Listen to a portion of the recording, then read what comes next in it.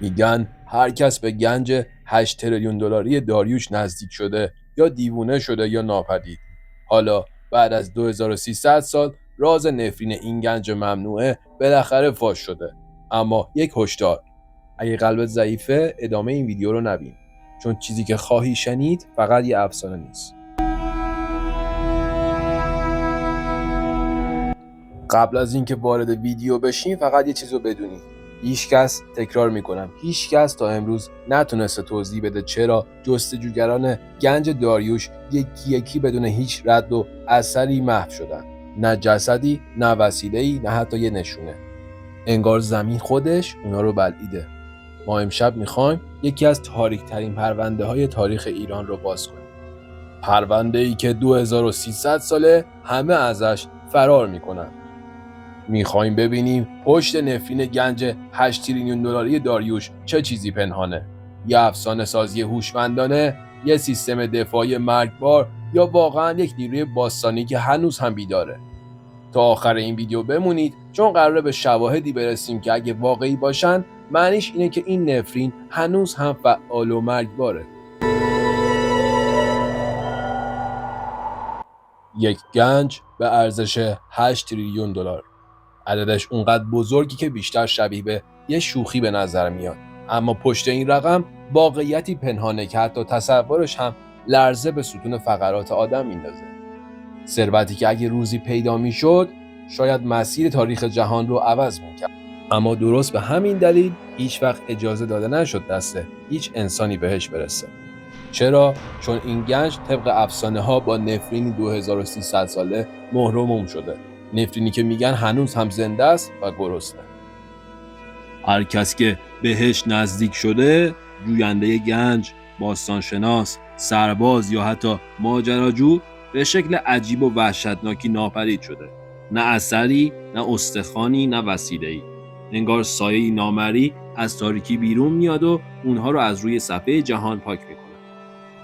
اما سوال اینجاست: آیا واقعاً با یک نیروی ماورایی طرفیم، با موجودی باستانی که هزاران ساله از گنج آخرین شاه هخامنشی محافظت میکنه، یا اینکه تمام اینها یک فریبه، یه افسانه حساب شده است تا ما رو از نزدیک شدن به یکی از بزرگترین رازهای تاریخ ایران دور نگه داره؟ در این ویدیو ما همین پرده تاریک رو کنار میزنیم، میریم سراغ پرونده ناپدید شدگان.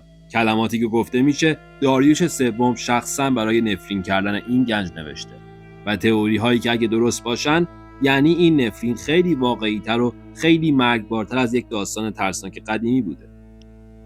با ما همراه باشید، چون الان قراره وارد یکی از خطرناکترین افسانه های تاریخ بشیم. افسانه که شاید بهتر بود هیچ وقت از خواب بیدارش نکنیم.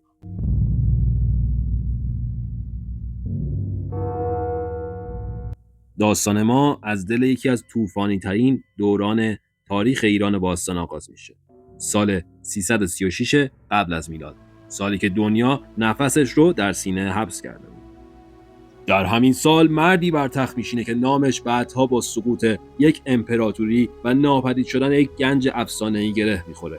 دارا یا همون داریوش سوم.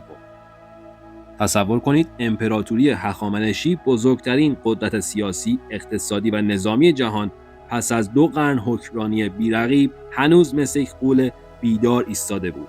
از دل آنکارا تا رود سند، از سواحل دریای سیاه تا بیابان‌های مصر، همه زیر پرچم شاهنشاه قرار داشت. در قلب این قلمرو عظیم چیزی جریان داشت که دشمنان را دیوانه می‌کرد. ثروتی که مرز نمی‌شناخت. در خزانه‌های شوش، تخت جمشید و هگمتانه از فرط طلا جایی برای قدم زدن نبود. طلاهای ناب لیدی، شمش‌های نقره مصر، یاقوت‌های بلخ، زمردهای بدخشان، عاج‌های هندوستان، ابریشم‌های اشکانی و سکه‌هایی که وزنشان از ارزششان بیشتر بود. هرچه به چشم می‌آمد نمادی بود از شکوهی که جهان آن روز حتی در رویا هم نمی‌توانست تصور کند.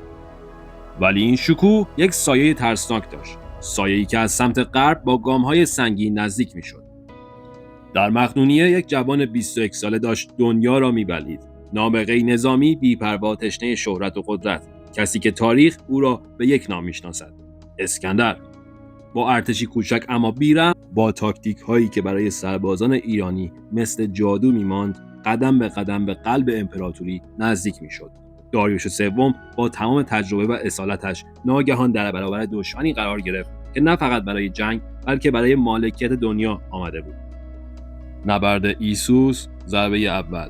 نبرد گوگمل، ضربه نهایی. ارتش عظیم هخامنشی که روزگاری دشمنان را تنها با شنیدن نامش فراری میداد، حالا روی زانو افتاده بود. درست در همین لحظه تاریک، داریوش سوم تصمیمی گرفت که سرنوشت را تغییر داد. تصمیمی که شاید باعث شد گنجی به ارزش هزاران میلیارد دلار از آن روز تا امروز در دل خاک ایران پنهان بماند. داریوش می‌دانست که اگر اسکندر به پایتخت‌ها برسد، همه چیز پایان می‌یابد. پس قبل از اینکه تاج و تخت سقوط کند، دستور داد بخش اصلی گنجینه سلطنتی، ثروت شخصی خاندان هخامنشی، اشیاء مقدس و خزانه محرمانه شاهی از شهرها خارج شود. کاروان‌های عظیم، شترهایی که از سنگینی بار نمی‌توانستند راه برند، صندوق‌های مهرموم شده از طلا و جواهر و نگهبانانی که قسم خورده بودند این کاروان حتی اگر دنیا به آتش کشیده شود به مقصد برسد. به کجا؟ به آخرین پناهگاه امن امپراتوری، به شهری که همیشه مثل دژی در دل کوه‌ها ایستاده بود. هگمتانه، پایتخت تابستانی شاهان، جایی که داریوش فکر می‌کرد می‌تواند گنج را امن نگه دارد تا روزی که دوباره ارتش بسازد و ایران را پس بگیرد. اما اون روز هرگز نرسید. داریوش در فرار آخرش توسط یکی از سرداران خیانتکار خودش کشته شد. اسکندر به هگمتانه رسید، اما گنجی که انتظارش را داشت وجود نداشت. هزاران سرباز مقدونی ماه‌ها، کوه‌ها، دشت‌ها و دره‌های اطراف همدان امروزی را گشتند، اما انگار گنج همراه با داریوش در تاریکی زمین فرو رفته بود. و اینجا بود که افسانه متولد شد. افسانه‌ای که میگفت داریوش برای محافظت از آخرین امید امپراتوریش فقط به سنگ و خاک و پنهانکاری تکیه نکرد، بلکه گنج را به یک نیروی باستانی سپرده، به نفرینی که هنوز هم بیدار است. داریوش سوم قبل از فرار نهایی بخش عظیمی از خزانه شاهی را از پایتخت‌ها خارج کرد. مورخان یونانی با تعجب از کاروان‌های عظیمی حرف می‌زنند که اسکندر در شوش، پاسارگاد و تخت جمشید به غنیمت گرفت. محاسباتشان خیره کننده است. 9000 تالنت طلا، 40000 تالنت نقره، یعنی بیش از 1000 تن فلزات گرانبها فقط از یک پایتخت. اما در میان این اعداد یک نکته عجیب وجود دارد. مورخانی مثل آریان، دیودور و کوینتوس کورتیوس همه در یک چیز اتفاق نظر دارند. این فقط بخش کوچکی از کل خزانه هخامنشی بود. خزانه‌ای که شامل طلاهای ناب لیدی، نقره معدنی مصر، جواهرات سرخ هند، عاج‌های آفریقایی، هدایا و خراج‌های 120 ساتراپی و مهمتر از همه گنج خصوصی شاهنشاه هخامنشی بود. اما این بخش اصلی، این قلب تپنده ثروت هخامنشی، هیچ وقت به دست اسکندر نرسید. در منابع یونانی یک جمله تکرار می شود، جمله‌ای که اهمیتش را فقط امروز می فهمیم. داریوش هنگام فرار خزانه‌ای را که به او سپرده شده بود همراه نبرد. یعنی دقیقاً زمانی که ارتش ایران عقب می نشست، هزاران سرباز مقدونی همه جا را غارت می کردند و امپراتوری داشت از هم می پاشید، داریوش سوم گنج اصلی را برداشت و ناپدید شد. کاروان‌هایی که اسکندر گرفت هر چقدر عظیم و خیره کننده بودند، اما فقط پوست ظاهر ثروت هخامنشی بودند، نه قلب آن. و درست اینجاست که داستان وارد تاریک‌ترین و رمزآلودترین بخشش می‌شود. کاروان گم شده داریوش که با صدها شتر، صدها صندوق مهرموم شده و محافظانی قسم خورده به راه افتاد، اما هیچ وقت مقصد نرسید. اسکندر زمانی که به هگمتانه رسید که دیگر خیلی دیر شده بود. پادشاه مرده بود، امپراتوری سقوط کرده بود و گنج اصلی نه در شهر بود نه در مسیر، انگار در دل زمین فرو رفته بود. و این لحظه آغاز افسانه‌ای است که میگوید داریوش گنج را فقط پنهان نکرد، نفرین کرد. اگر از این لحظه تاریک و رازآلود هیجان زده شدید، و می‌خواهید با ما ادامه مسیر را تا اعماق این گنج نفرین شده دنبال کنید، حالا دکمه لایک را فشار دهید و نشان دهید که جرأت روبرو شدن با نفرین داریوش را دارید. اینجا بود که افسانه‌ها زاده شدند. افسانه‌هایی که قرن‌ها در دهان مردم چرخیدند و امروز تبدیل شدند به یکی از تاریک‌ترین و مرموزترین روایت‌های تاریخ ایران. میگن داریوش سوم وقتی فهمید سقوط امپراتوری قطعی شده، تصمیم گرفت آخرین برگ برنده‌اش را از چنگ اسکندر دور نگه داره. نه با شمشیر، نه با ارتش، بلکه با فریب، هوش و چیزی بسیار قدیمی‌تر از هر اسطوره. او بخش عظیم گنجینه را، نه آنچه که در کاخها بود بلکه گنج شخصی خاندان هخامنشی، اشیای مقدس، مجسمه‌های طلایی، صندوق‌های مهر شده مذهبی و اسناد سری سلطنتی را جدا کرد. گنجی که ارزش امروزیش را هرچند غیر علمی و اغراق شده تا 8 تریلیون دلار تخمین می‌زنند. این گنجی نبود که فقط ثروت یک امپراتوری را نشان دهد. این امید آخر ایران بود. سوختی که قرار بود ارتشی جدید، قدرتی تازه و بازگشت امپراتوری را ممکن کند. داریوش این کاروان عظیم را به مقصد آخرین پناهگاه امنش فرستاد. حکمتانه، پایتخت تابستانی هخامنشیان، در قلب کوههای سخت‌گذر زاگرس، شهری با تونل‌های زیرزمینی، انبارهای پنهان و قلعه‌هایی که حتی امروز هم رازهایشان کشف نشده. داریوش باور داشت که در حکمتانه می‌تواند گنج را در جایی چنان امن پنهان کند که نه مقدونی، نه یونانی و نه هیچ غریبه‌ای نتواند ردی از آن پیدا کند. اما تقدیر قصه‌ای دیگر می‌نوشت. پادشاه هرگز به مقصد نرسید. او با خیانت یکی از سردارانش کشته شد و تنها چیزی که برای اسکندر باقی ماند یک امپراتوری نیمه جان و گنجی که انگار دود شده بود و رفته بود تو دل خاک. اسکندر با تمام وسواس و هراسی که از گنج گم شده داشت، ماه‌ها منطقه همدان امروزی را جستجو کرد. سربازهایش کوه‌ها را بالا رفتند، دشت‌ها را زیر پا گذاشتند، غارها را یکی یکی با مشعل بررسی کردند، اما نتیجه یکی بود. هیچ چیز، هیچ رد، هیچ نشانه‌ای. و درست همینجا بود که داستان از تاریخ وارد تاریکی شد. مردم محلی میگفتند داریوش برای محافظت از آخرین امید امپراتوریش فقط به پنهان کردن گنج اکتفا نکرده بود. او گنج را نه به دیوار و دژ بلکه به یک نیروی باستانی سپرده بود. نیرویی که نامش در اسطوره‌های پیش از هخامنشی زمزمه میشد. نیرویی که میگفتند فقط با خون پادشاه بیدار میشود. افسانه میگفت داریوش پیش از مرگ آخرین فرمانش را صادر کرد. گنج تا روزی که وارث حقیقی هخامنشی برنگردد باید توسط یک نفرین ابدی محافظت شود. نفرینی که نه دود دارد نه صدا، اما هر کس نزدیکش می شود دیگر هرگز دیده نمی شود. از همین لحظه بود که داستان گنج داریوش از یک ماجرای تاریخی تبدیل شد به هولناکترین افسانه گم شده ایران.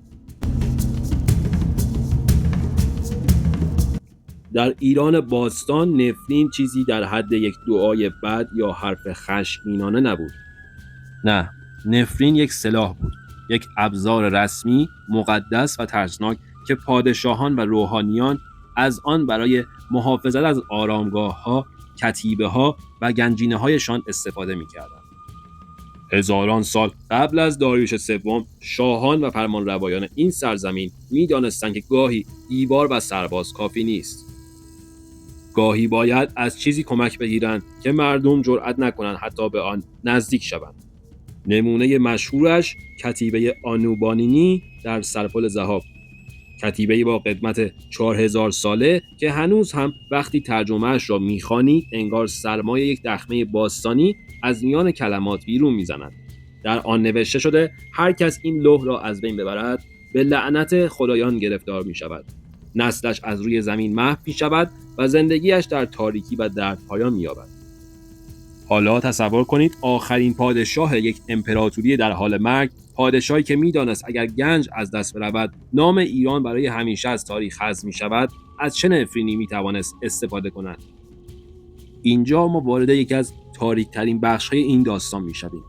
تا امروز هیچ باستانشناسی چیزی به نام کتیبه نفرین گنج داریوش به طور رسمی پیدا نکرده. نه سنگی، نه لوحی، نه سندی. و درست همین نبودن یکی از مهمترین بخش‌های این معماست. چون آنچه دست ما رسیده از دل روایت‌های سینه به سینه، قصه‌های عشایر زاگرس و داستان‌هایی که شب‌ها کنار آتش گفته می‌شود بیرون آمده. آنها می‌گفتند داریوش پیش از فرار نهایی چیزی نوشته که بخشی از وجودش را روی گنج گذاشت. یک نفرین سلطنتی، نفرینی که نه برای ترساندن، نفرینی که برای بستن در گنج به روی تمام بشریت ایجاد شده بود. متن بازسازی شده این نفرین همان چیزی است که قرنها در غرب ایران زمزمه شده. من دارا شاه شاهان این میراث ایران را به دل خاک می‌سپارم تا روزی که فرزند راستین این سرزمین بازگردد و شکوه ایران دوباره برپا شود. اما آگاه باشید هر آن که با دل آلوده و نیت طمع نزدیک شود، نفرین اهورامزدا بر او باد. آسمان بر سرش فرو ریزد، زمین زیر پایش دهان باز کند، چشمانش کور گردد، دستانش خشک شود. بگذارید صدای خرد شدن استخوان‌هایش آخرین آوایی باشد که در تاریکی این دخمه می‌شنود. نگهبانان خاموش این گنج که نه از گوشتند و نه از خاک تا ابد بیدار خواهند ماند. آنها گرسنگانی اند که با روح طمعکاران سیر می‌شوند. هر قدمی که به این گنج نزدیک می‌شوید، یک قدم به آغوش مرگ نزدیکتر می‌شوید. این متن هرچند سند تاریخی رسمی ندارد، اما نکته مهم اینجاست: کسانی که ادعا کردن به دنبال این گنج رفتن، دقیقاً سرنوشتی مشابه همین نفرین پیدا کردند.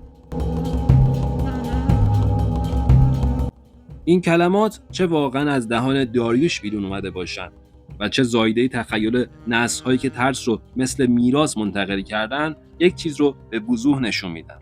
هر کس به سراغ این گنج بره قراره با یه چیزی روبرو بشه که عقل آدمی طاقت فهمش رو نداره.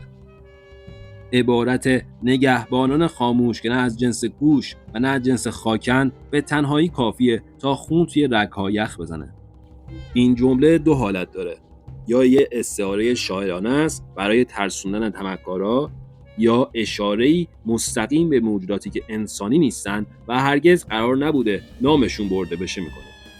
ولی نکته اینه که نفرین‌ها در ایران باستان فقط کلمات نبودن، اونا ابزار روانی بودن، سلاحایی که باید ذهن دشمن رو قبل از شمشیر مغلوب می‌کردن.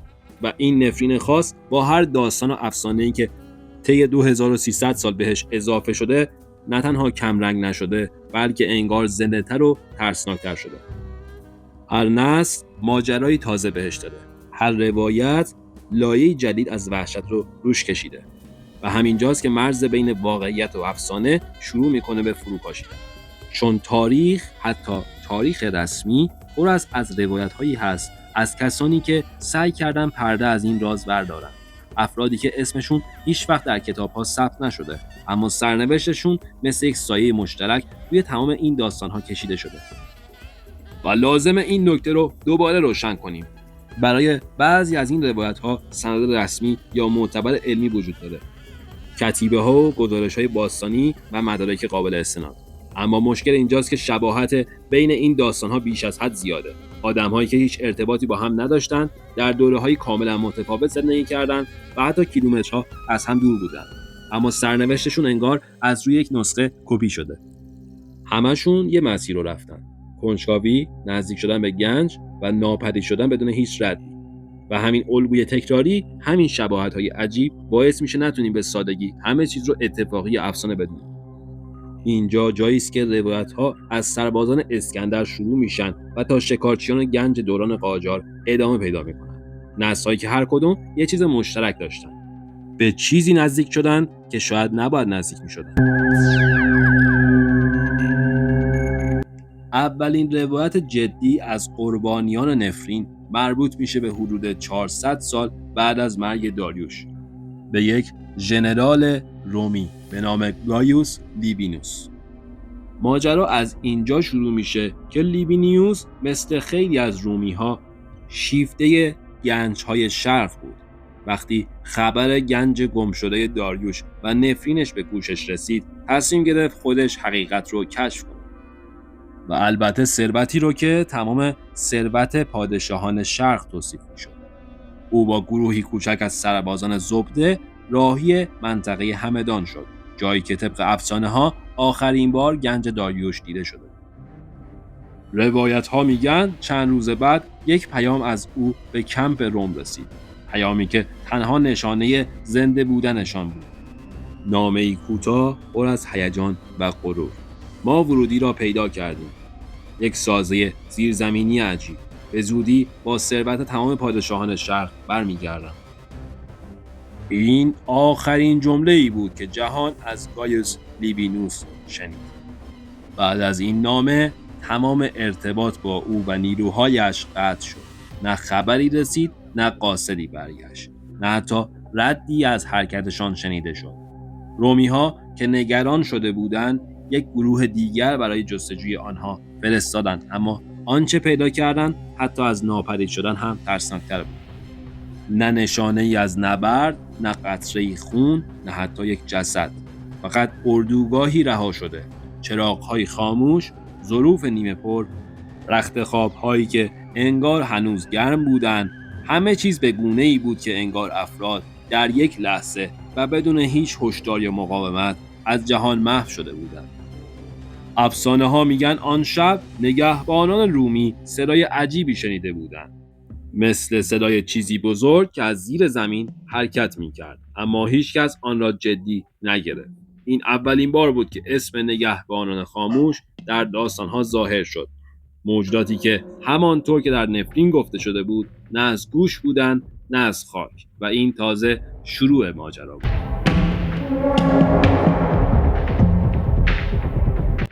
اگر دلتان می‌خواهد با ما قدم در تاریکی تاریخ بگذارید و ویدیوهای ترسناک و رمزآلود سیاهنامه را از دست ندهید، همین حالا کانال را سابسکرایب کنید و یادتان باشد هرچه بیشتر کنجکاوی کنید، نگهبانان خاموش هم بیشتر شما را زیر نظر دارند. داستان بعدی به قرن 19 باز می‌گرده، زمانی که افسانه گنج داریوش دوباره جان گرفت، اما این بار در قالب یک روایت مدرن. سال 1888 یک باستانشناس فرانسوی به نام ژان پیر دووال تصمیم میگیره قدم در مسیر اسرارآمیز گنج بذاره. مثل بسیاری، دووال شیفته ثروت افسانه‌ای و راز نفرین گنج بود. او باور داشت نفرین فقط یک تهدید نیست، بلکه در واقع یک نقشه راه مخفی است. دووال با یک تیم کوچک از حفاران حرفه‌ای راهی کوههای الوند می شود. گفته می شود روزها و شبها را صرف مطالعه نقشه ها، افسانه ها و هر سرنخی می کرد که به گنج ختم می شود. و سپس همان اتفاقی که در افسانه ها پیش بینی شده بود رخ داد. آخرین نامه‌ای که دووال به همسرش نوشت پر از اضطراب و وحشت بود. مغی، ما به یک در سنگی عظیم رسیده ایم. کارگرها از صداهایی در تاریکی می‌ترسند. زمزمه‌هایی که از دل دیوارها می‌آید. دیشب خودم هم شنیدم. فردا در را باز می‌کنیم. این نامه آخرین تماس او با جهان خارج بود. زمانی که گروه جستجو برای پیدا کردنشان رسید، تنها چیزی که یافتند دفترچه یادداشت دووال بود. صفحه آخر دفترچه با خطی لرزان نوشته شده بود: آنها چشم ندارند اما می‌بینند. این جمله همان هشدار نفرین باستانی بود که نسل‌ها پیش داریوش برای محافظت از گنج صادر کرده بود و دوباره همان الگو تکرار شد. کنجکاوی، نزدیک شدن، ناپدید شدن. ماجراهای دووال به ما نشان می‌دهند که حتی در عصر مدرن با ابزار و دانش پیشرفته، نفرین گنج داریوش همچنان زنده است و کسانی که تلاش می‌کنند به آن نزدیک شوند سرنوشت مشابهی پیدا می‌کنند. این نقطه گذار از افسانه‌های باستانی به هشدارهای واقعی است. نفرین حتی اگر فیزیکی نباشد، یک سلاح روانی مرگبار است. داستان سوم به دهه 1350 شمسی برمیگرده و برخلاف دو مورد قبلی هنوز هم در خاطره مردم محلی زنده است. این بار قربانیان نه ژنرال رومی بودند، نه باستانشناس فرانسوی، بلکه 6 مرد جوان از روستاهای اطراف همدان بودند که شیفته افسانه گنج داریوش شده بودند. با دستگاهی ابتدایی برای کاوش، آنها شبانه به دل کوهستان زدند. دستگاه فلزیاب سیگنال قوی نشان می‌داد. یک نقطه عجیب و باستانی درست نزدیک یک غار قدیمی و تاریک.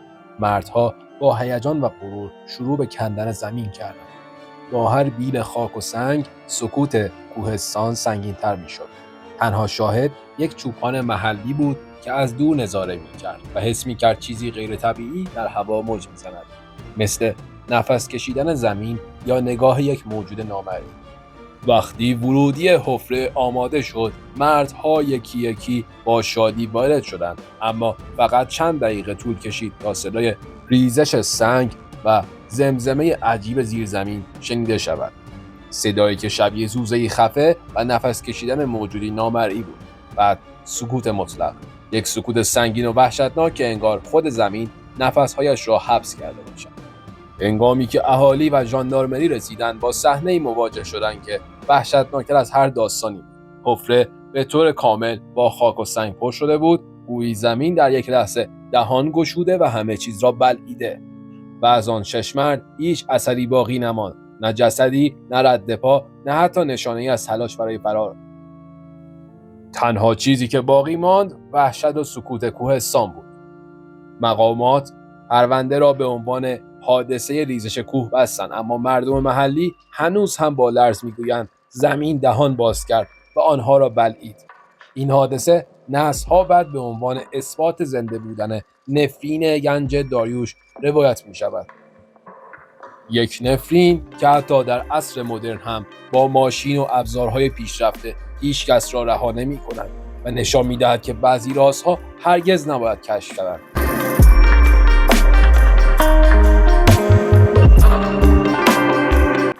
حالا پس از قرنها وحشت و افسانه، ما با یک سوال اساسی روبرو هستیم. چه چیزی واقعاً باعث ناپدید شدن جویندگان گنج شده است؟ آیا واقعاً با یک نفرین ماورایی طرفیم یا توضیحاتی منطقی و علمی وجود داره که تنها با افسانه ها در هم تنیده شده؟ تئوری اول، نفرین ماورایی. این تئوری میگوید داریوش سوم با کمک مغان و کاهنان باستانی توانسته نیروهای غیر ارگانیک یا نگهبانان خاموش را برای محافظت از گنج به خدمت بگیرد. این نگهبانان ممکن است ارواح یا موجوداتی باشند که با مکان گنج عجین شده‌اند. طرفداران این تئوری میگویند چرا اجساد کاملا ناپدید میشوند؟ چرا قربانیان پیش از مرگ وحشت عجیبی را تجربه میکنند؟ تمام اینها با قوانین طبیعی قابل توضیح نیست. اگرچه این دیدگاه علمی نیست، اما با باورها و فرهنگ ایران باستان درباره نفرین و عالم غیب جور در میآید و توضیح میدهد که چرا این مکان هنوز هم به شکل اسرارآمیزی مرگبار است. تئوری دوم، نفرین پوششی برای یک سیستم دفاعی مرگبار. مهندسان ایرانی در دوران باستان استاد ساخت سازه‌های زیرزمینی پیچیده مثل قنات‌ها بودند. پس چرا نتوانند یک خزانه نفوذناپذیر با تله‌های مکانیکی بسازند؟ گودال‌های مخفی، جایی که زمین دهان باز می‌کند، سقف‌های ریزشی مثل آسمان بر سر قربانی فرو می‌ریزد، دیوارهای متحرک و راهروهای هولناک، سیستم‌های سیل‌آسا و تله‌هایی پر از نیزه و تیر. در این سناریو همان نگهبانان خاموش چیز جز سازوکارهای بی صدا و مرگبار مکانیکی نیستند که منتظر یک اشتباه کوچک قربانی میمانند. این تئوری به خوبی توضیح میدهد که چرا هیچ جسدی پیدا نمیشود، یا زیر آوار له شدند یا در اعماق گودالها دفن شدند تا هیچ کس نشانه‌ای ازشان پیدا نکند. تئوری سوم، نگهبانان میکروسکوپی و سموم مرگبار. اما ترسناکترین احتمال چیست؟ چی میشد اگر نگهبانان خاموش موجودات زنده اما نامرئی بودند؟ سموم و عوامل بیولوژیکی که هر نفس قربانی را به دام مرگ میاندازند. در جهان باستان دانش سمشناسی پیشرفته بود. تصور کنید دیوارهای مقبره با گرد آرسنیک یا دیگر سموم قوی پوشیده شده باشند که با تنفس باعث توهم، وحشت شدید و حتی مرگ سریع شود. این میتواند توضیح دهد نوشته عجیب دوال را. آنها چشم ندارند اما میبینند. احتمال دیگر قارچ‌ها یا باکتری‌های باستانی هستند. یک مقبره مهرموم شده محیطی ایدئال برای زنده ماندن هاک هاست. با باز شدن ورودی، هاک ها فعال میشوند و استنشاق آنها باعث عفونت‌های مغزی، توهم و مرگ ناگهانی میشود. این پدیده که به آن در مصر باستان نیز نفرین فرعون می‌گفتند می‌تواند توضیح دهد چرا حتی با ابزارهای مدرن ورود به این مکانها اغلب پایان خوشی ندارد. در نهایت ما با 3 سناریوی ترسناک مواجهیم: نیروهای ماورایی که از دل تاریخ محافظت می‌کنند، تله‌های مکانیکی و مهندسی شده که قربانی را در لحظه مرگبار به دام می‌اندازند، 3 سموم و میکروارگانیسم‌های مرگبار که به شکل نامرئی نفس را می‌گیرند. هر کدام از این سناریوها به تنهایی یا در ترکیب با دیگری می‌توانند پاسخ دهند چرا 2300 سال نفرین هنوز زنده و هولناک است و این تازه آغاز پایان این داستان وحشتناک است.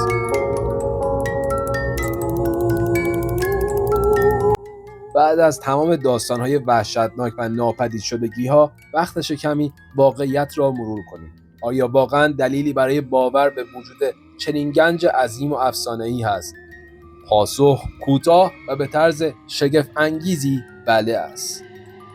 امپراتوری هخامنشی نه فقط بزرگ بلکه بی‌نهایت ثروتمند بود. مورخان کلاسیک از هر گوشه دنیا نوشتند که طلا، نقره، جواهرات و اشیاء مقدس در خزانه‌های شوش، تخت جمشید و حکمتانه جمع شده بود. ثروتی که حتی تصورش هم انسان را به وحشت می‌اندازد. مسیر فرار داریوش سوم به سمت شرق و پناه بردن به حکمتانه یک واقعیت تاریخی است.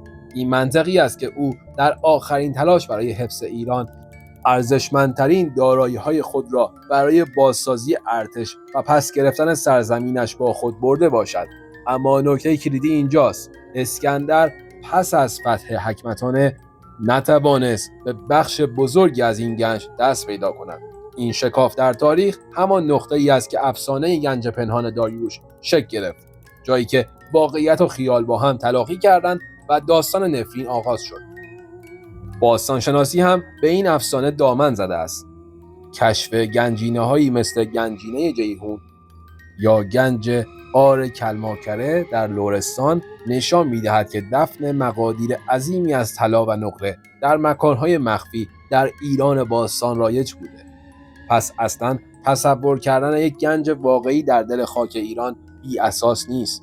با این حال باید با احتیاط جلو رفت. رقم 8 تریلیون دلار تخمینی مدرن است ولی اغراق‌آمیز نیست. سندهای تاریخی معتبری برای کتیبه نفرین یا ناپدید شدن ژنرال رومی و باستانشناس فرانسوی وجود دارد.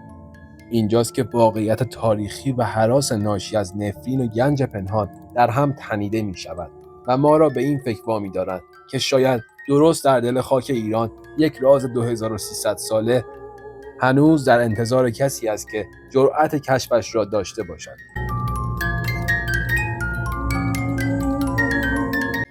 حالا پس از قرنها افسانه، نفرین و مرگ، سوال اساسی اینجاست: حقیقت کجاست؟ همانند خود گنج، حقیقت نیز در میانه تاریکی و افسانه پنهان شده است. به احتمال زیاد یک گنجینه بی نهایت بزرگ و ارزشمند متعلق به داریوش سوم همچنان جایی در دل غرب ایران خوابیده است، در کوه‌ها و غارهایی که سایه مرگ و راز در آنها همیشه حاضر است. اما این گنج تنها با خاک و سنگ محافظت نشده، ممکن است با تله‌های مکانیکی ساده اما مرگبار یا در مکان‌هایی که گازهای سمی طبیعی جریان دارند مخفی شده باشد. هر قدم اشتباه، هر نفس بی احتیاط میتواند به مرگی هولناک و ناگهانی تبدیل شود.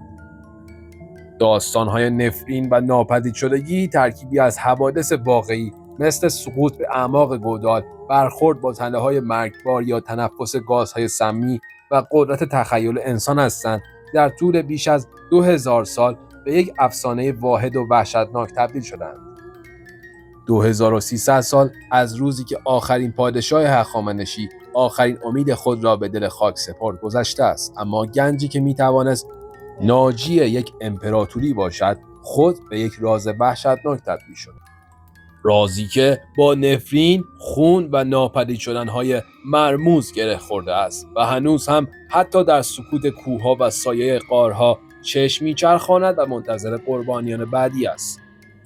این همان جایی است که افسانه و واقعیت با هم ترکیب می‌شوند، جایی که هر جوینده گنج با عبور از تاریکی باید با سایه مرگ و نفرین دیرینه داریوش سوم روبرو شود. ما دیدیم که چگونه یک حقیقت تاریخی، گنجینه گمشده آخرین شاه هخامنشی، توانست بستر تولد یکی از مرموزترین و ترسناکترین افسانه‌های جهان شود. اما حالا سوال نهایی همچنان در تاریکی باقی مانده است.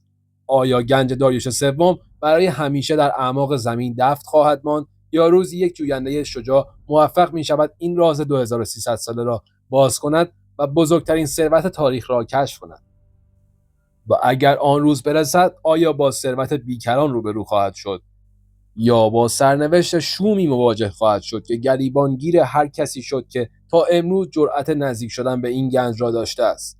سرنوشت گنج داریوش هنوز نوشته نشده و این راز هنوز در تاریکی و سکوت کوه‌ها و غارهای ایران چشمان خاموشش را باز نگه داشته و منتظر قربانی بعدی است. حالا نوبت شماست. به نظر شما کدام تئوری به واقعیت نزدیکتر است؟ آیا این نفرین یک نیروی ماورایی و مرگبار است، یا تنها یک پوشش هوشمندانه برای تله‌های مکانیکی و شیمیایی است؟ نظرات ترسناک و حدس‌های خودتون رو درباره ماهیت نفرین و محل احتمالی گنج‌ها را در کامنت‌ها برای ما بنویسید. ما مشتاقانه همه را می‌خوانیم و مراقب باشید، شاید چشم‌های نگهبانان خاموش هنوز شما را می‌بینند. فراموش نکنید کانال ما را سابسکرایب کنید تا هیچ کدام از رازهای باستانی بعدی و افسانه‌های تاریک را از دست ندهید.